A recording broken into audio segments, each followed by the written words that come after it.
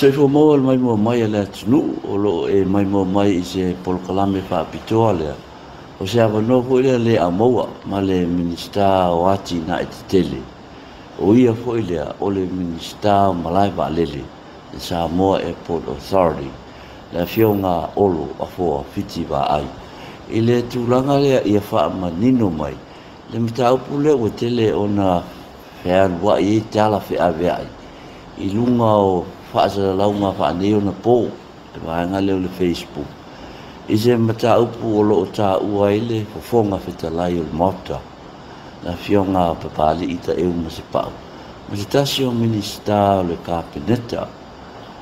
Le minista leo wha misnonga. Na whionga matamua se manu. Sili pulfana I le tūlanga lea na tūlai mei se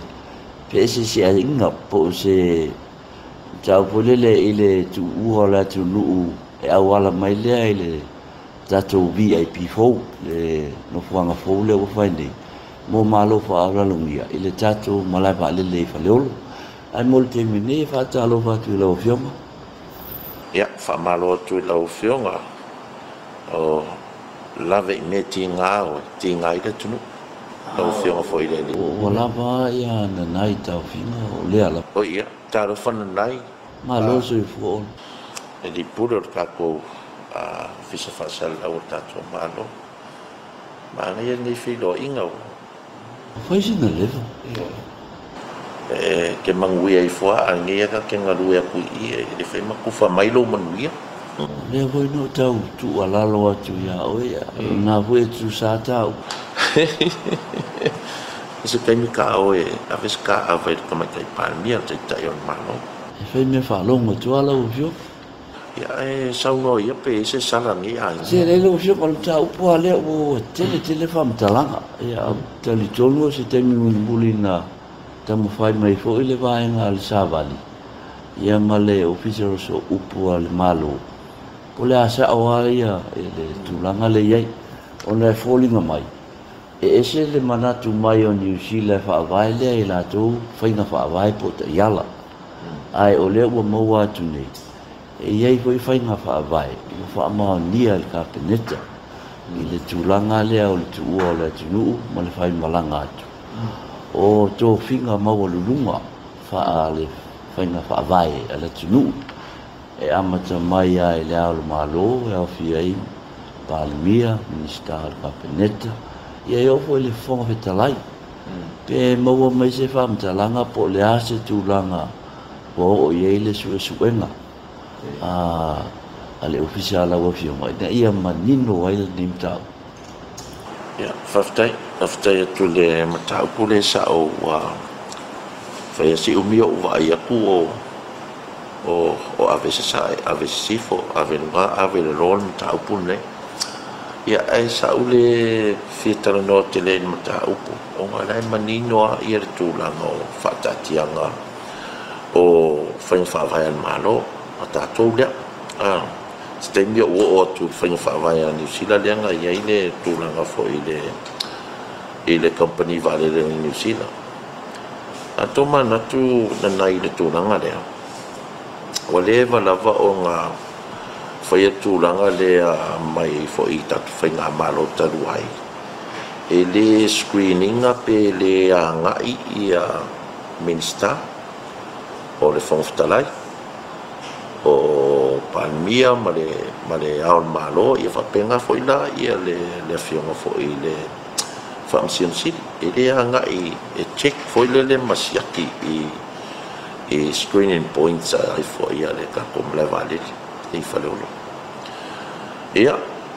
le fo ila nga mako wa ngai mai mako ia le lua fe lo sukas tau ia ka ko VIP tuai fo ile ia sa fa penga la ia nga ia ia afionga minista o le VIP ia umare nga isa o mai I le o nga lai I le tulanga fo ile a pe ono fo atu o le wei fenga fa vai al malo sa fa I le lua fsudi e fa malo sia le fainga fa vai I se fa ka po se polo inga o to se ta ele polo inga le afionga minista o civil aviation silsila ngai le malus angale minister o le civil aviation dia saya le minister fo na tai mi lu afsut le fo ke e fa si malus ia e peila sa faila se polo inga o le exempt ia la al malo pa le mia mala to fatua fa penga fo i minister o kabineta o le fonga fitalai ma le whaamsensi o le polo ingalanga nga whai ia ona avelo foila ia whaamani ar kapeneta i lua sulima au mai e foila ia o le whaka ar kapeneta mea na ka kia i lau ia mea nga ai sa ufia maka pea se i alu i opo se i whaariani ma fau o le au waka mamai po o ai e sala a o ai o solia le ia kula fonga ia mawhainga whaavai al malo. Ia leo te ngofo kua i langa e te kemusu kalangoa ingi mo i mea fo i e le whaavai. Lala fo nga sa sisili mai i alo ofisa ka po sa vali e tia. Awa koe si ka penga umamainga i si mele o ke fia maa o i o loa. O le mea lavalale kei minge i kako i le mta upulea i le fionga le fonfitalai ma le fionga le minister. Le sau kālia ngi mo ngi footage fo i ele lako kema. Ai o le mata up pe screen, pe le screening. O le wei whinga whawai mano. Exempt tai. Ele mga omia. Peila o le kulangan nga wa e peang o whai aku mai ale i la kausanga o mai le mako mai ele i whai se screening. Ele i whisiringia fo ila ele e New Zealand ele a ka o kung ele whinga whawai ele e New Zealand. Ele i siringia fo nga vaenga e o ke inmen men wa siringia ya e kau i ke foi le se ka o fio ngi mi o porkiki e fai ngi a ko inga fisili mangi me fa pe ala ka ki ala va me o uma pasia e ka fanga malo ka lu ai le lu afsuli ya le foi an mur ka ia o le me among ia e ka kau o ngai exemption sia o le kapengeka, o le fonfitalai, o le whamsingusiri, o le aol malo, o le palmia. Kawala nga i ene kuranga fo i leo le whaalo alongia. O kuranga nga. O so se sila vai o kuranga ni, e kau whanga whapenga le whainga. Pei o le mea nga i lau kirikilo i ene au whainga ruenga fo i lea kako Samoa Airport Authority Security siya i o lai lau ke maamlama langa i peise la ko ngā ruenga i le whaiunga al kapeneta lua sulim. A whailai le i penga screen pe le screening. O lai la vai le le whakingonga la ko ngā ruenga langa leo sus ka i whainga whaavai ale malo Samoa. Ia, o le lau pe wasai, ia, o lai mea whai mei lau i le New Zealand. Mamai e o la tū whainga whaavai. Ele sa te tau aona, ele tau ona screen le whonga petalai, ia ma le minister, tamai tai minister. Pei e whete e nai ma le tātou polo whaamanianga al kapeneta le whaka. Le lua whesuma lima le sina tulanga wa ofisilia tuai. E wholinga mai o lo whete e nai la ia whainga whaavai nei le malo Samoa. Ia ma le company la le New Zealand. Se te imo tala no atula ia ranga pea o lo kaumangkua le lako policy ngama le lako whainga whaavai ale e New Zealand. Ma wale wa fui ena e ngalua i ole ia polo sorry. Ai ia kia wa ia. E li se mea le au mai e New Zealand i wa au ka ua le mea ngā wa ua le miska au le vale. That's my airport. E pole au pola le va elenda i ope e o ue whaia le permission i lalo la u kulafong. O ue whakanga le va elendi o i la u airport whaleo. Ma le whakanga. E le pule mai la se airline o le whakanga ku sau pule i fuafuanga le i mawhainga whaavai ma kulafong o takumalo. O ngale me fo ia fa ke ia na New Zealand e kongo I na ngai de fa pe o mai malaku la fo nga lu e kongo malo Samoa land sa Samoa e pulen malo Samoa ang kula fo o lo ko manga kua le la ko fa vai nga ale airline e fa pe mai head of states o malo o palemia I follow my law ma foreign ministers foreign ministers le la pi falling mai ngo ko fa longo ko office fa pe mo fa pe le ka mai kai pule le New Zealand le ngai Samoa e ka wanga screen ia ka komiska se iga vanga ngamiska mai sia kungu fa Samoa ngala le o foreign ministers e ulu fale pe tu ua pe ku e ku ua a fa pengi fa ka inga fa pengi ya fa ka ia konga a fa pengi le sa fa se fongo a miska konga pe se miska o transport konga le ma fongo I e ki o mau fa ka si ingi sila a ma ko I de kali konga ngal me le fa me le ni jene longa unga ma ka ku le airport e alua o screen na uma sue ai a fiola miska o konga ia e al konga vale le exempt mai because of the word le mele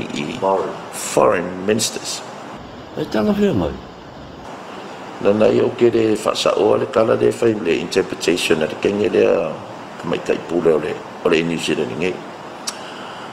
o le policy ang New Zealand o le policy e New Zealand o longa winga o le policy au mai I le kungu o New Zealand a faila o le ufa apea mai foreign ministers longa winga apea o fai ako le kula fonga ma le policy e New Zealand therefore I am a foreign minister o minskala Samoa o foreign ministers se iwa nga fa peo se policy va apea nga Samoa o nga le foreign minister le o minska Samoa ai onga le policy nga fau o kongo o New Zealand e fua ia la ko o longo winga o ka ko Samoa mai se ko o ka ko foreign ministers ngol fa li unga le pe o lo ye le pe ese sia inga le wa ma fu mai le tele o nei o le se foi me nga o le kuai ngo o kala ngo le me nga sa ofisi di fa ke le o lo ia singia de menga sa o ka pa foi la mai de New Zealand le la ko policy ai au mai nga le policy nga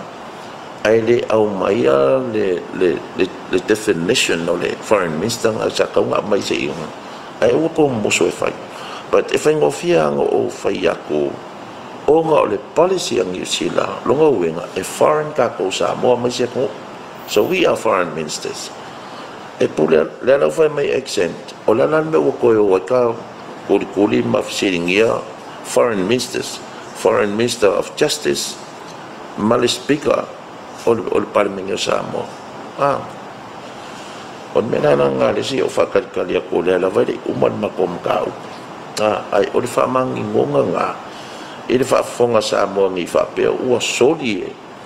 e le fionga fonga talai ma le fionga mista kula fongo po in kula fong nei la mul ka ila vai ka fa fa vai le nga pasit fa ka le o luaf sublima o le foi la mul ka ila ko ile policy ang New Zealand o la ua o le foreign speaker ma le foreign minister e pe nga me nga wa lu ko fa lo e pe o fa mai e sia o e ka wa fa ma vai speaker ngol me le kalau kau falu ngok ngai ngai. Yo kile mo le je pe o kau falu ngok tu langa ye o no le ABCC o le tele o ne fam talanga ma fa le liunga ale o menino mai. Sia ke o fo fo ko ngaka. A fa yo la ye ngo po vaccine ya ngai ya. Se fa makalanga fo ile o po o sori po la se me de kula fo ngo speaker. O ko la ngi se fa ma va ngal speaker. O ia o fa ka le taria e fa ka ngai speaker. Po ngalo. Ya. Ya wa Pe ma fa manga ko inga be ia. e te leo no lu sfera I mala wo le leia. E se lu tal. Ia, si umo musu I. A wanga ngalo me ia oi. O ila ka fa ma vai e ku per speak.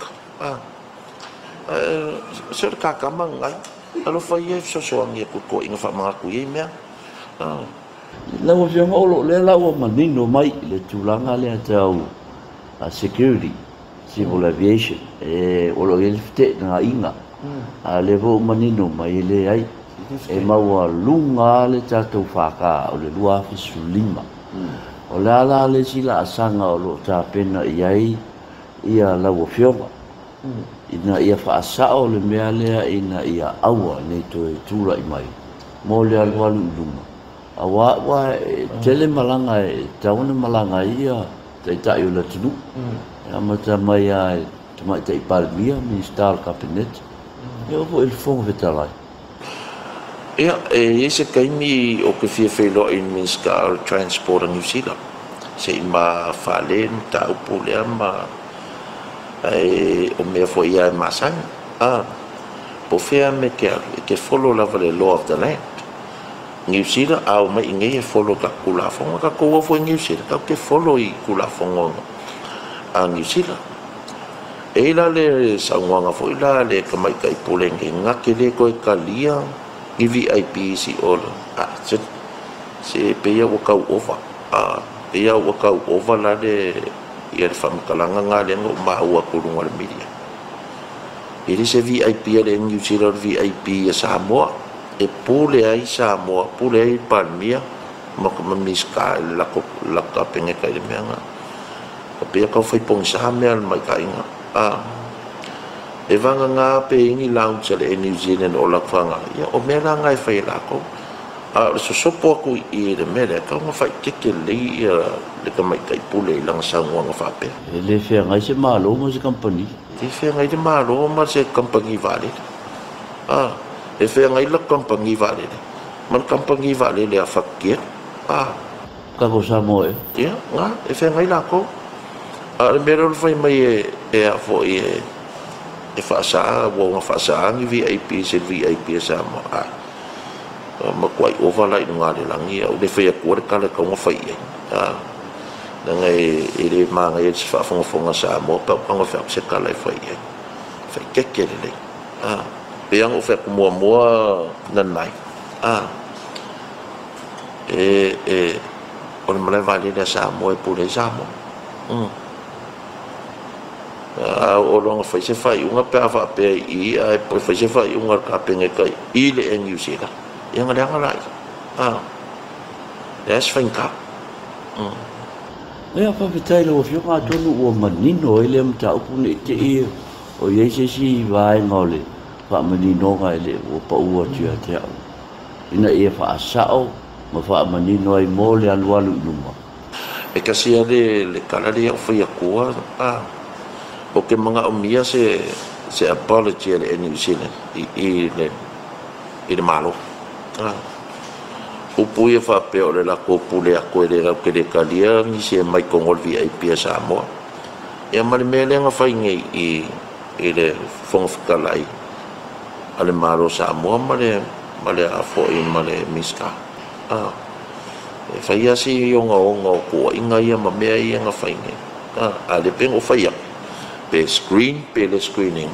le follow ka ko kula fong o lo ye tu la fono o lo ia mare la ko fo I fenga fa vai fenga fa vai fo ele New Zealand la ko wi ia e pe ola u karkar ho ko nga pa fa pe o le ha vitai lo fio mo le fa no mai lo tei ma le fa mani no fo yo name tau se o telefon talang ai tele nei si nga luenga mati na ia nga o le mema nga ia ona mo ku skala ro ia ia ai si ia lo fa ku so soang ia ku la ku skala ma ai ma ia lo fa ku skoinga ta ko ya fa ia lo final ole fai unga le na o tatou polo kalame male a fionga le mista o malai va lele ale tatou atunu le fionga olo o fo fiti va ai mo le terminei